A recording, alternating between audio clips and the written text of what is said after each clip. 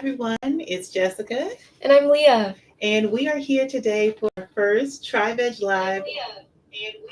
Oh, let's mute that. So we're here for our first TryVeg Live here on YouTube, and this is super exciting because today we're going to be cooking up some delicious cheesecake tarts. So we have our handy dandy printed recipe, but if you check the comments, you can find the recipe yourself on tryveg.com. It's so simple, super delicious. It's a great sweet treat. And so we're going to make it together and show you just how simple it is. And you'll be inspired, hopefully, to try it at home for yourself, right? So I'm Jessica. I am Compassion Over Killing's vegan food and lifestyle coach. And I'm here with Leah. Leah, you want to introduce yourself? Hi, I'm Leah DeFreitas. I'm an intern here with Compassion Over Killing. You can catch me at my YouTube channel, Leah DeFreitas. We can link that down below probably. Yeah, sure. And also my blog, which is Living Like Leah. Awesome. Well, thank you so much for being here, Leah. It's really awesome. And I heard she liked to cook and she had Love to cook. food stuff going on online, and you're doing journalism in college next year, right? Yeah, I'm majoring in journalism at University of South Carolina. Wonderful. So we've got vegans all over the country, and they come and intern with COK sometimes and do lives with us. So I hope everyone's excited to cook with us. We're going to get into it. I don't want to hype it up too much. It's time to show you just how simple this is to make. So we're going to start off with running down the ingredients that we're going to be using in our recipe today.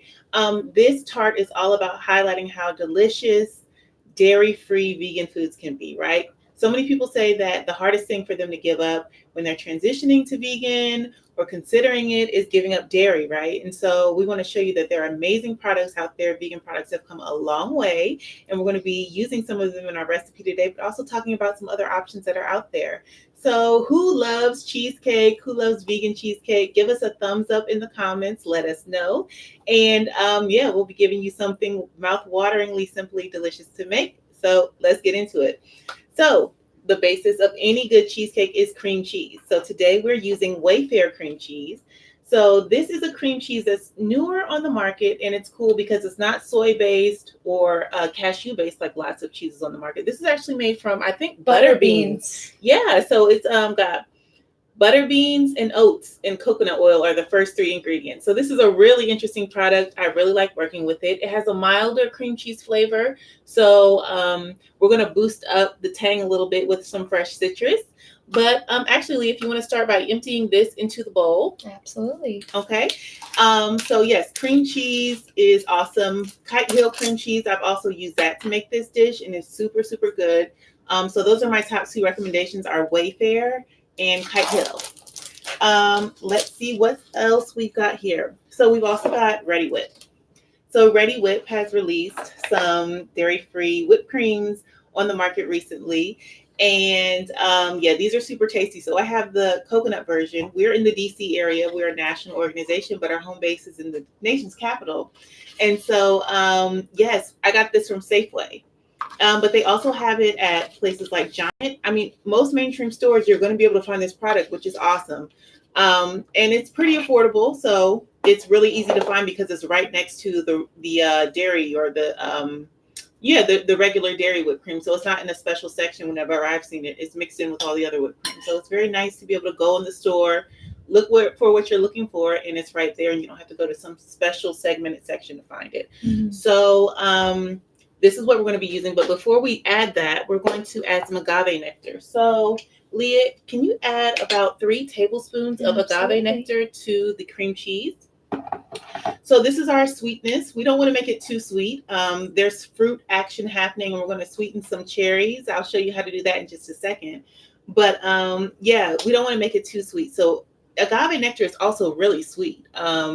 It has a lot of sugar, like a lot of sweetness for the volume. So we want to be very mindful about how much we're adding to that. That's 3 tablespoons? Yeah, 3 tablespoons. So yeah, it's a lot. If you look at traditional cheesecake recipes, they're using like a half cup to a cup of sugar, which is a huge amount of sugar. So this is not very much sugar in comparison to like a traditional cheesecake recipe either. So I have 2 forms of citrus here today. I think I'm going to use one in our cherry glaze and the other in the cheesecake. So we have lime, which I just love. I love lime. But then we also have Meyer lemons. So Meyer lemons are like regular lemons, but they have a slightly floral taste to them. So I really like these. I think they're special. So I think we should use this in the cream cheese mix. So I'm going to go ahead and slice this. We're going to use the juice of 1 lemon. Okay. And I see that the Skeptical Vegan is here, and I also see Simone is here watching. Thank you so much for tuning in, you all. I hope you're enjoying the recipe so far. Like I said, this is our first time going live on YouTube. We've gone live on Facebook a few times before, but we want to take the live, delicious vegan fun to YouTube. So you can look out for a lot more videos coming from us very soon. With recipes and interviews and nutrition information and all the resources, tips, and tricks that you need to transition to and maintain a fulfilling vegan lifestyle. So yes, I hope that you're excited for this series coming. We look forward to engaging with you all. We've been uploading a lot of content to YouTube over the years, but we're really making an effort to really just become more engaging with our audience here and share as much vegan goodness as we can with you all. So I hope you're enjoying the live so far. Okay, so I'm going to pour the lemon juice in. Okay, and I'm trying to avoid getting the season. I don't mind the pulp at all. I actually like the pulp in there, but I'm just going to try to keep the seeds away, so we won't probably get as much pulp as usual either. And these lemons are so soft. So that was, like I said, the juice of 1 lemon. So Leah's just going to continue to stir that until it's smooth. So it takes a while for it to get a little less chunky, but if you keep working with it, it's going to get nice and light. And then once it's well combined and evenly mixed in, we're going to add in our whipped cream. So while Leah works on that, I'm going to get started on our cherry glaze. So I originally created this recipe for a new segment that I did on Good Morning Washington. And the theme was celebrating cherry blossom season being in bloom here in DC. So I wanted to combine some floral and cherry flavors together to celebrate that. So what I've got here is, this is probably about a 1/2 cup to 3/4 cup of cherries. This is from frozen cherries. So this is a mixture of dark, sweet, and tart cherries. So I'm going to just add this to my food processor. Okay. And then I'm also going to take about a 1/2 teaspoon of rose water. This is really potent, so you don't want to use too much or it might end up tasting a little bit soapy. So we're going to be very careful with this. And we're going to add in our rose water now. It gives it like a little bit of a special essence. Okay. I can smell it all the way from over here. It's so nice. I use rose water in my hair and on my skin, but I just started trying it out in food and it's really, really nice. It feels like, oh, this is fancy food, you know? Very summery. Yeah. And then I'm going to take the juice of, let's say, 1/2 of the lime. So I'm just going to squeeze it right into the same squeezer. So some lemon juice will get in there too, which will be nice. Let's see.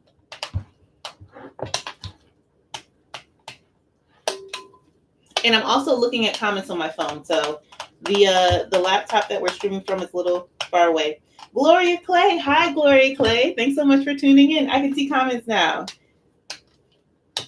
Okay, so yeah, so I'm checking my phone here at the table so that I can stay in contact with you all who are commenting. We see you from a distance, but okay, so got all the juice out of that. Limes are a little bit harder, so sometimes it helps to roll them out with your palm a little bit before you squeeze them. But this one worked pretty well, and this is a really nice rimmer as well. So, oh, that's looking really good, Leah. Thank you. All right. Pour our citrus juice in here.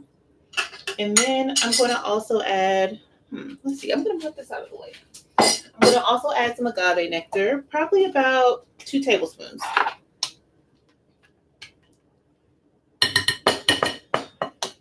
One, two. Because the cherries are already sweet. So we don't want, once again, this to be like an overly sweet dish. It's clearly a dessert, so it should be a little sweet, but we don't want it to be so sweet that you can't taste any of the other flavors going on. So before I start processing this looks really smooth.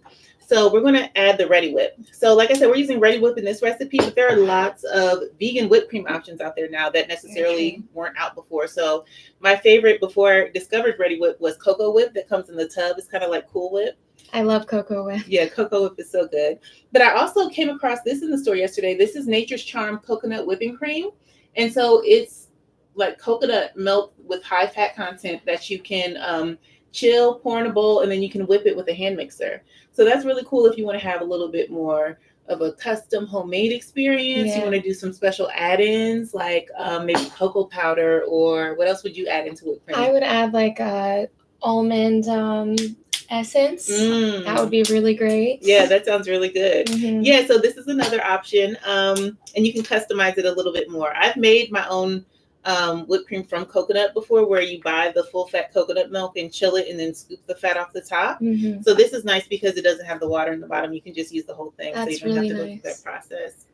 So we're gonna, let me not shake it with the cap off. I'm gonna shake it, and then we're gonna be really, really generous. So I end up using about 2/3 of this can, but my cheat for this is just to count to like 10, and however much is in the bowl as I do it, that's a good amount. So we'll show you what we mean in just a second. Very scientific. Yes, because cooking is about improvisation, you know. It's so true. It's great to have recipes because you can learn proportions and kind of get a gist for things, but then you can customize once you've like cooked a little bit more. So it's all about getting your confidence up in the kitchen. All right, so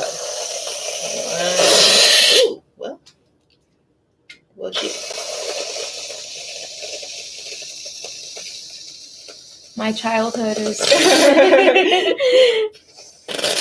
All right, so we want to save a little bit for topping. So let's show them a little. Let's show them what it looks like before we whip it up. I don't know if you can see because they're both similar colors and it's a little bright in here, but we basically doubled the mass. So like we have about half cream cheese and half whipped cream in there. So it's going to make it really light. Cheesecake can be a little heavy, especially like New York cheesecake. True. It can be really, really rich. So I mean, this isn't going to be so light that you just want to eat it nonstop, but it's not going to be as heavy on the tongue as you're eating it. So here we go. I'm going to blend up these cherries. Ooh.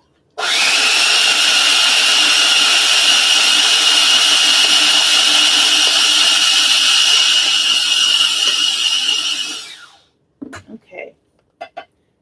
So this is the simple cherry sauce. So I'm just going to add this back into our bowl. And then I'm going to add some more of the whole cherries to it. And so then when the cheesecakes are assembled, we can just put the cherries on and drizzle the sauce. So it's really nice like that. You could do a more traditional way where you simmer it with cornstarch to thicken it and it has like a more syrupy consistency. That's also really, really nice. But this is a really simple way to do it. Simplicity or simplifying, dishes is one of my favorite things about cooking, where you can get the complexity of the flavors and all the textures that you like, but you don't have to go through like hoops to get there. So I try to find shortcuts whenever I can, and I try to focus on that when I'm developing recipes to make sure that the flavors are well developed, but that the techniques that you need to get to the final result aren't too complicated, because you don't want to be intimidated by a recipe. When you see it, you want to feel like, oh, I can do that. Yeah. Practicality is super important. So when did you start cooking vegan food, and when did you discover that you love to cook vegan food? I mean, I went vegan about 4 years ago, and I've always loved food, but I didn't really appreciate flavors and textures and vegetables until I went vegan and I started to cook for myself. And all of that really changed because you look up recipes and you're like, this is really fun. I like doing this, and I like, getting in the kitchen and using your hands and making something that you can be proud of. So that's something I really enjoyed going vegan. That's awesome. I transitioned to vegan over a long period of time. So I started eliminating animal products from my diet around 2011, and I went fully vegan in 2016. So there was a lot of trial and error for me in terms of learning what to cook, because there weren't as many vegan products available in regular grocery stores, and I wasn't necessarily going to regular grocery stores. So I was eating a lot of stews and curries and soups, a lot of beans.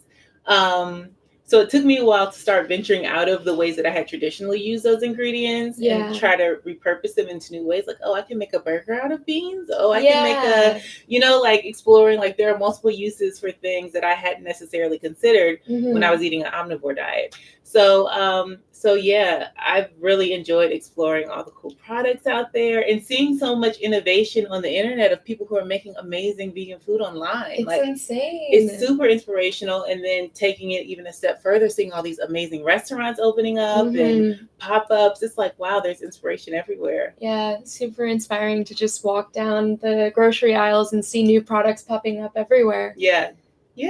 So we have our components assembled. So now it's time to put together our tarts. So let me make sure I have a spoon for you.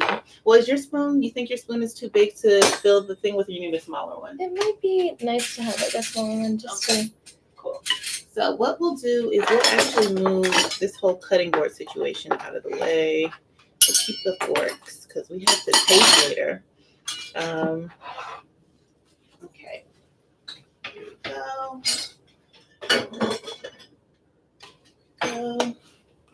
Okay, so and actually what we haven't done this whole process, which is critical to making delicious food, is tasting what we've done so far. Very true. Yes, so let's start off, and I don't know what's on this one. So here, you can use this spoon. Let's taste the filling, see how we feel about it. It's nice. That's really nice. Yeah. It's tart. A little bit of that tang. Yeah. It's very sweet. Creamy. Mm-hmm. I like the texture, nice and light. Okay, wonderful. And then let's use our ends to dip in. I saw that on Cooking Show and I was like, oh, that's so smart. And let's try this out. Ooh, the rose water. Yeah. I really got that. That's nice. Yeah, it's pronounced, but it's not like overpowering. Yeah. Yeah, so it's definitely something you can play with the proportions on. Like you could use even less than me, you could use more than me if you really love rose water. But yeah, I think we've got a great base. So let's assemble. So I'm gonna pick up a pastry shell. You can pick one as well. And then you need another spoon, though, because we ate off of the last one. There you go. And let's put this in the middle. There we go. Okay, so let's see. While you start filling, I'm going to see if we have any new comments or questions. Okay. Let's see. All right, cool. We're looking good. Time to fill. So I always make a mess. I'm going to pick up my tart and bring it close to the bowl.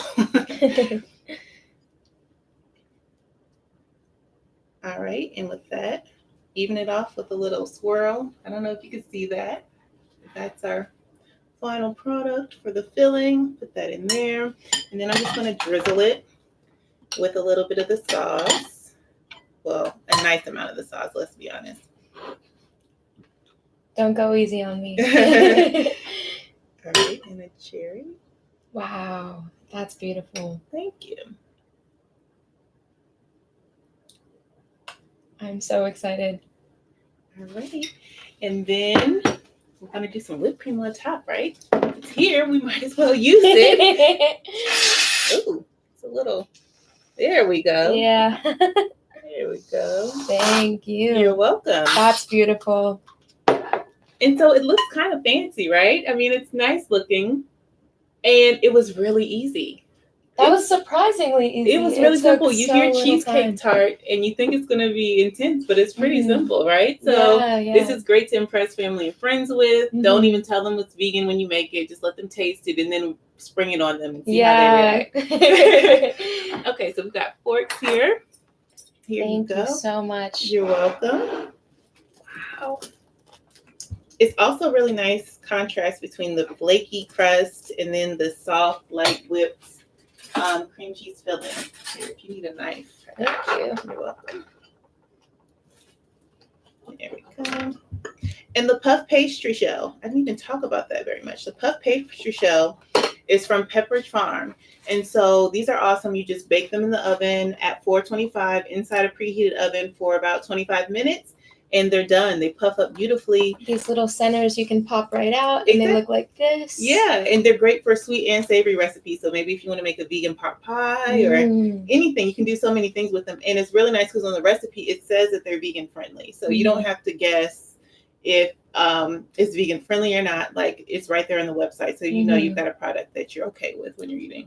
Okay, let's taste.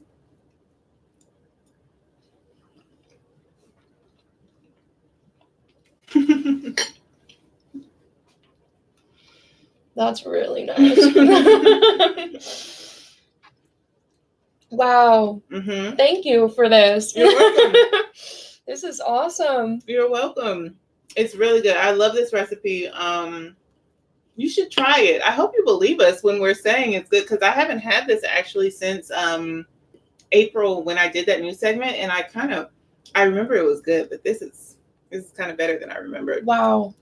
What's nice about it too is if you don't want to do the cherry blossom glaze, you could do like a chocolate sauce or a caramel sauce or strawberry kiwi, any berries. You could do like an apple pie filling on top. Maybe even like a nut butter and coconut oil just to give it that hardened shell. Yeah, that would be awesome. And you can also add flavors to the filling. So you can put, diced fruit inside the filling. You can add cocoa powder or melted chocolate to the filling, so you get like a chocolate cheesecake tart. You can do a million things with it. So you have a really, really strong base to start off with to make something super tasty, dairy-free, doesn't cause cruelty to animals. So we're living our compassionate values while still celebrating the deliciousness that there is out in the world to enjoy.